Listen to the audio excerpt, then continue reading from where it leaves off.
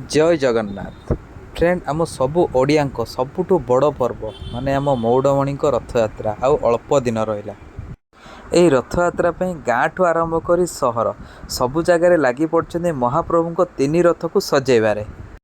यही रथ चढ़ी महाप्रभु जगन्नाथ बलभद्र एवं भौणी सुभद्रा आसवे माउसी बाड़ी। पुरी रथ यात्रा जेबे पालन कराई ठीक तार गोटे दिन पर द्वितीय श्रीक्षेत्र कहु ओडिशार बारिपदा सहर रही है रथ यात्रा।